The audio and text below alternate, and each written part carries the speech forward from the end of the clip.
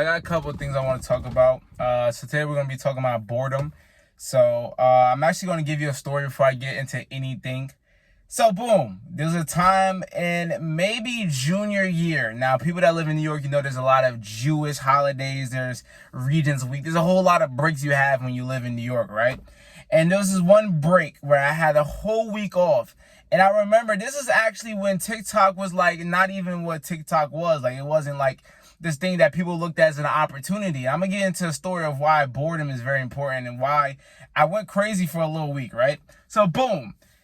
In school, it's a break. It's a 1 week off break. So at this point, one of my TikToks is blowing up. It got about 100K. I'm like, bro, I want to maximize this opportunity. I am an opportunist. When I see there's an opportunity to attack, I'm going to get at it, right? So boom. I'm like, you know what? I'm going to upload some more TikToks and stuff like that. So we go on break. And unfortunately, Wi-Fi's off. I think my dad wasn't able to pay the bill, so my Wi-Fi was off. So imagine a nigga that has an opportunity to blow up on TikTok, right? To upload more videos on TikTok. And this is not recent. This is I think 2019, right? And he has just a week off. Like, you can do whatever you want. Like, you have a week off from school, fire. And you come home and find out you have no internet connection. And this is New York. So it's like going outside to go do shit was not really there because the shit cold as fuck. You're not hooping, nigga. You're not taking no walks. It's cold as hell. So the best place to be was in the crib. So that means that for a whole week, no internet connection. And there's some things that I learned, and it's also a thing that I want to teach you when it comes to boredom too. That you need to be in more boredom situations. Now, before I tell the story, I want to give you this idea and this thought that you should take in. Whenever you don't eat for a moment, you feel what? You feel hungry, right? Your body is telling you that you need food. When you don't drink for a while, you feel what? You feel thirsty. Yeah, you feel like you need some water, some juice. You have a quench for thirst, right? So that's something that your body tells you when you have a lack of something. So boredom. When was the last time you was bored? You was bored. Bored and you didn't go straight to your phone. Bored and you didn't go to your PS4. Bored and you didn't go hop on the hub. Bored and you didn't go find something to do. That was very extreme and stimulating your brain. When was the last time you genuinely was bored? You just sat down and did nothing, dark room, or you just sat down, focused on one eye. When was the last time you was bored for more than 10 minutes? For more than 10 minutes, you just bored. I'm not saying bored and you got a little feeling of bored, let me go call this shorty. Not this feeling of bored was you're bored, let me go hop on my phone. I'm saying bored for a long period of time. Not long, but a long period of time. So when you look at it as that, when it comes to you are not drinking that much water, even with fasting, fasting with your body, there's a benefit to fasting. So it's kind of interesting when it comes to when you look at boredom as a kind of a signal that your body is giving when you compare it to thirst and hunger. But to get to my story, yeah, I basically was very I was disappointed because I was like I want to take this opportunity and I want to post more. I can't post. At that point, I didn't have no connection. I didn't have no LTE. So I think the only shit that I had was Wi-Fi, right? And yeah, I went through it. I went through it because I wanted to take the opportunity. And also, it's I'm like, bro, I have this break. I have this week off. I want to be able to enjoy it. I want to go play video games, watch YouTube. I want to be able to enjoy this break. And it's I'm in New York and I can't go outside. And it's interesting that it was able to get such an emotional reaction of me, right? Of not being on my phone and not having Wi-Fi. It was very interesting how I was able to be very upset, angry, anxious, because I didn't have any Wi-Fi connection. And it's interesting to think that there was a life and there was people live life before the internet, before these phones, these smartphones, like, I feel like phones give people a connection. I feel like phones give you a connection, but they give you a disconnection. And what I mean as in, because of social media, you're able to connect to 1,000 people. Let's say before social media, you was only able to connect with the people that's in your hometown. Like those people that went to your school, your job, like the people that's in your hometown. Let's say that's less than, like, I don't know, 300 people. But because of social media, you're not able to connect to a wider range of people, but you're more disconnected. You're connected to a whole bunch of people, but you're less connected with them. Even just with Instagram. Like, you post a story, 50 niggas watching your shit, at least. 30 niggas watching your shit, 50 niggas watching your shit, 100 niggas watching your shit. But none of them niggas will hit you up and be like, yo, bro, how you doing? No, you probably never had a conversation with 80% of them, right? And it shows that you are connected to 50 people. 50 people have connection to you. They know what's going on in your life. They know that you're alive. They know that you're active. But you're not connected with these people one-on-one, in the case may be. And I think that we need to be more bored. That's what creativity comes from. Like, bro, when we thought of the most random shit, the most day room shit, right, was when we was bored. Niggas in New York know, bro, whenever you got called day room, that's when you was doing the most fun shit ever. I don't give a fuck what anyone have to say.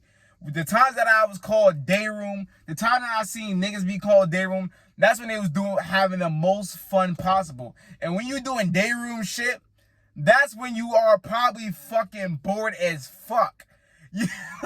Like, bored as hell. And it's like, it's interesting how easily accessible everything is. Like, being able to stop your boredom, being able to stop your hunger, being able to stop your thirst, everything. Even being able to stop your horniness. Like, like, that ass, like, think about it. All the signals that your body send to you, you can stop it like quick as fuck. Quick as fuck. Back then, if you was horny, right, you had no lotion, and you had no hub, no this, no that. You horny, you start to, like, think about shit, right? And you maybe want to go out and go get a female. Now, if you're horny, you just go hop in the hub. With food, if you was hungry, you had to have the physical capabilities to hunt. You had to have the mental capabilities to hunt. Now, if you're hungry, well, you just go type DoorDash in this website and go order some high op. Alright, if you're thirsty, you just go walk upstairs, go turn on the fountain. But back then, if you're thirsty, that means you had to go on this long ass walk and carry this, and so therefore you're kind of burning calories. You're having a fasted cardio. Like, really think about, like, how, because shit is so easily accessible, it kind of devolves people. I think it's interesting of these signals that our bodies give us, and I wonder if it's detrimental that giving into the signals and the urges quickly. I wonder if that's detrimental in a way. Now, when it comes to food and water, I wouldn't really say it's the biggest detrimental thing. I think fasting is definitely important when it comes to detoxing and if you want to burn calories and burn fat and stuff like that. But I'm saying that as in, like, urges of, like, horniness. Like, you know what I'm saying? Like, I think that's definitely detrimental when you play into your urges every time. Or just, sometimes just, like, physical urges when it comes to, like, food. Right? Or just anger. You know what I'm saying? Like, I think that people are very, what's that word I'm thinking of? Impulsive to their urges and their feelings. Yeah. And honestly, there's a market for that. There's literally a market for that. Damn, there's a market for your impulses if you really think about it, right? DoorDash, you feel an impulse of hunger, you want to eat food, boom, go order on DoorDash. Pornhub, You have a urge and an impulse of being horny, so you want to, do what you gotta do. Go hop on Pornhub. There is literally a market and a business for all of your urges. Oh my fucking God. Nah, I'm really... Nah, I don't know if I'm gassing it. I don't know if I'm gassing this epiphany. I don't know if I'm gassing it. Y'all let me know if I'm gassing it. But when you really think about it, there is a market, a company, and a business that satisfies all of your urges, and most of them are fucking successful. The top ones, they're fucking successful. DoorDash, Walmart, fast food, horniness, Pornhub, OnlyFans. Look at how OnlyFans is doing. What's another physical? Boredom. You're watching this video, you're getting entertainment. That is a physical urge that you have. So, oh my God, let's think of all the physical urges. So boredom, horniness, hungry, thirst. Boredom comes with entertainment, YouTube, Netflix. Thirst, like juice, quick shit. Hunger, DoorDash, Uber Eats, quick accessible food, fast food. And what was the other one? Horniness, OnlyFans, Pornhub. If you think about it, if you could think of a fucking business that satisfies all the urges, where in a way, it's kind of YouTube. Because YouTube gives you entertainment, so it fixes your boredom. Okay, not food though. Not food and thirst. I'll say that. Not food and thirst. So it's interesting. What is bars? Bars. Nightclub bars satisfies all of those. It satisfies your boredom. It satisfies your hungriness and your thirst because there's food. It satisfies your horniness because there's females bartenders. Oh my fucking God. Oh my fucking God, nigga! Like, this is... I don't know if I'm gassing it. I'm really trying to think if I'm gassing it, but I think this is really some next level thinking. If you can figure out a way to satisfy all of these urges and impulses, urges that people have, the amount of fucking money, I'm gonna figure out some shit. I ain't gonna lie, gang. I'm going to figure out some shit to be able to satisfy all those urges. If not, leaving out 2 of them. Okay, hey, yo. This nigga I just said I'm gonna satisfy niggas' horniness. But it's not in a gay way. I'm saying as in like a way you could not the way I would do it, but a way is like some niggas on YouTube satisfy people horniness is by doing like fake, pranks with females and you like looking at their ass and shit. I'm not saying it like in a certain realm.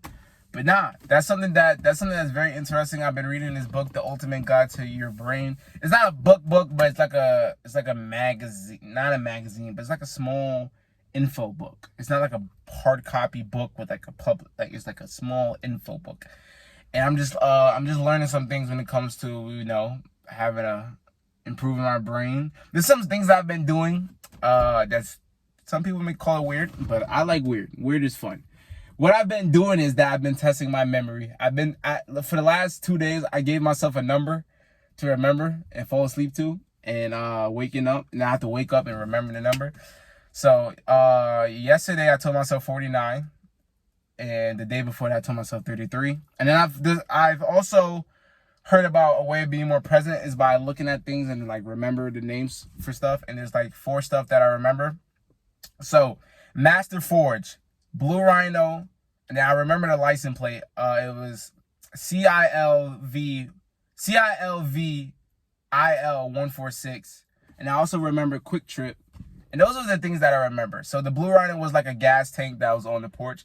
The Master Forge was not a stove, a grill. It was a grill. So those 2 things I came from the porch. And when I was also going to Publix, I looked at a license plate. I was like, all right, I'm going to remember that. And then I also looked to my right. It was Quick Trip. So damn, I'm improving my memory. Or at least it's giving me a confidence boost. I think sometimes when it comes to improving cognitively and just improving in general, you have to give yourself small wins in order to build that confidence. And even like there's been studies that shown that if you tell someone, oh, you done like great performance, they're going to perform better, because it's almost as you want to keep that standard that people give you, and it's almost as it give you that confidence. You know what I'm saying? But nah, man, if you don't know him, my name is V. Don, community like-minded men and women that wants to get mentally, physically, financially, spiritually going to do that. You this again, becoming a dribble boy. Use it wisely because it is your pre-1 ticket. And yeah, this video has been about boredom and your brain and shit like that. I'm just learning more shit about your brain, and I'm going to tell you more stuff about your brain and just how to improve as a human in general. And we finna take over. Gang, why?